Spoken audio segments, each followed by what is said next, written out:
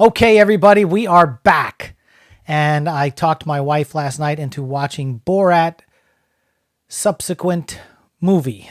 And I'll tell you what, man, all right, scratch that. I laughed my ass off. Okay. Spoiler alert. There's no way to really talk about this movie without spoiling huge portions of the film. So the plot is Borat, was in prison after coming to America last time and failing in his mission as a reporter. And the leaders of his nation, Kazakhstan, whatever the Stan is. And they send him on another mission, but they prep him up, and he has to go deliver this monkey to President Donald Trump, or Vice President Pence is what it is.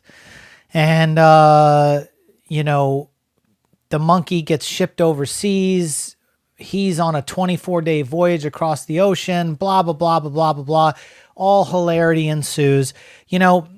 What made this movie, first of all, I'll have to say this movie is not as good as the original, but how in the world can you capture lightning in a bottle twice once the world knows who the hell Borat is? Okay. Now, there are moments in this movie where Sacha Baron Cohen captured lightning in a bottle twice by pranking people but he wasn't in the Borat costume. He was in other costumes.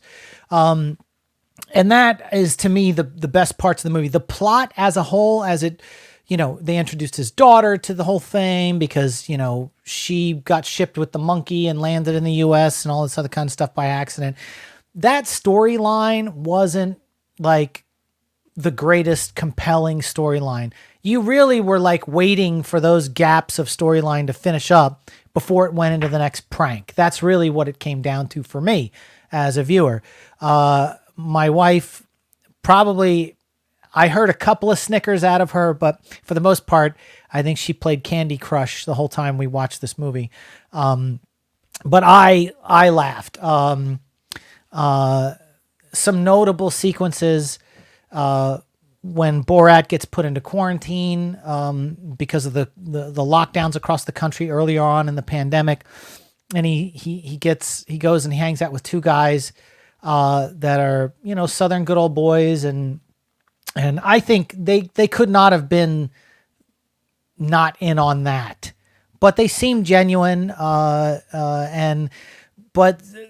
I think for me, the thing that made this movie that just had me in stitches was one when the daughter ate the cupcake with the plastic baby on top. It was supposed to be like a gender reveal cupcake, and she swallowed the baby, and then they went to like a Christian faith-based clinic for help, and they wanted to have the baby removed, but like obviously with the language barriers and not being in, they never once mentioned it was a cupcake with a plastic baby.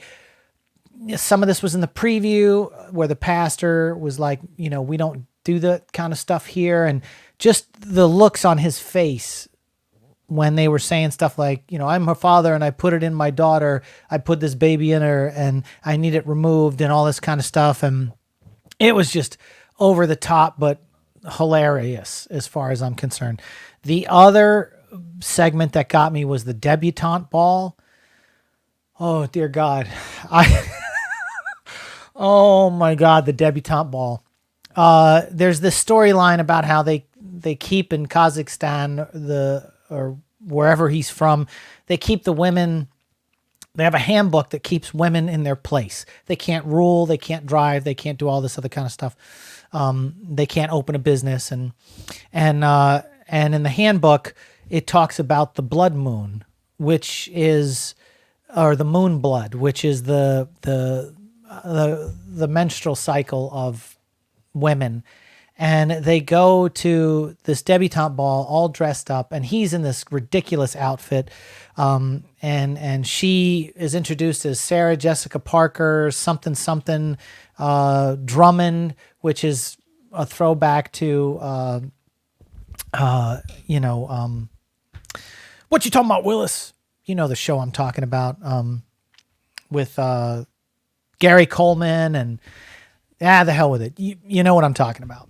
I won't go back and re-edit this video. And so then they introduce him, and then they have a dance, like a dance off, a father-daughter dance. And when just before she gets ready to dance, big time spoiler, you know, the moon blood has come, and so you know they start doing the classic dun dun dun dun dun dun dun dun, dancing with the legs up in the air and bump bump bump, and then all of a sudden, you know, she's holding on her skirt and flailing around and throws it up, and it's just the complete bloody mess. So bad. And the looks on the people's face are absolutely priceless. Now, will any of these people ever admit that they knew what was going on? How do you not know that's not Sacha Baron Cohen at this point? I mean, are there people really living in a complete cocoon on this planet, in the civilized world, that do not know who Sacha Baron Cohen is, and that these pranks happen in disguised makeup and everything? I don't know, man. But the moon blood, that had me. That still, if I just close my eyes and see it and think about it, horribly funny. And then also at the end of the whole movie, it's completely revealed that he was injected, big time spoiler alert, he was injected with the coronavirus and sent to 22 countries before he made it to the United States. And then that's as the pandemic was spreading, he was the one that spread everything, because his leaders wanted to take down the United States and all that kind of stuff. So, and they needed a stupid patsy to do it, so they injected him. And that, I will say, was the one part of the movie that actually got me. Like when they did the full reveal, I was like, are you kidding me? Like, how did I not see that coming? And I actually didn't. It made total sense. And all, when it recapped everything that went down in Borat's mind, you'll see it. It flashes all the stuff on screen. Then it all comes together that he was the one spreading the coronavirus. And that shit was brilliant comic writing, because there have been other movies, even like, you know, one of the problems I had with Knives Out was, and everyone loved that movie, thought it was I didn't think it was that great, because right before the third act even started, they revealed who the killer was. And I was like, why would you do that? Why not have the big reveal at the end, you know? But again, subverting expectations.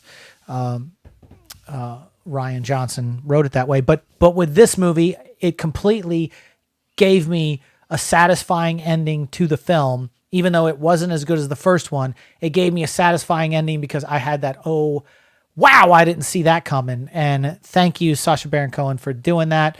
I thought the movie as a whole was really good. The actress playing his daughter was really good. I'm trying to remember her name. Let's see. It was some of the pranks, like with Rudy Giuliani. I even think that was sold to the public completely wrong to make people want to watch this movie. I don't think Rudy Giuliani did anything wrong in the shots. I think he really was just fixing his pants. But yeah, Borat's daughter was in it, played by the actress. What was her name? Let's see. Maria Bakalova. I thought she did a great job as an actress playing Borat's daughter. The prank on Mike Pence wasn't, you know, the only part I thought was funny was when he ran around with the daughter on the shoulder as Donald Trump in that makeup. But and seeing the reaction of the people in the crowd that were waiting to get in to see Mike Pence.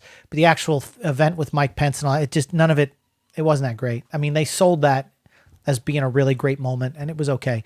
But I'm sure it was hard to pull that prank off. I did watch some behind the scenes stuff of Sacha Baron Cohen on the press junket, and he talked about how hard or how he thought he'd get caught even trying to get in. And, they wanded him with the metal detectors, and, he said it was a pacemaker, which was the microphones and stuff that were hooked up to him and all that, but they let him through, which is astounding that they let him through. After spending 8 or 9 hours in special effect makeup before he even got to the event. So yeah, I mean, and then getting the people at the country, like redneck hick kind of parade thing, whatever, to sing, the Wuhan virus song, and get them to do the Zig Heil and all that. Shit. Those were oh shit moments. But anyway, look, the movie was, if you like the original Borat, you'll like this movie. Is it as good as the first one? No, because the shock factor's a little down. But for the most part, it was a fun sequel. I'll probably never watch it again. It was a one-off for me. What did you guys think about it? Let's talk about it in the comments section, and we'll see you on the next one.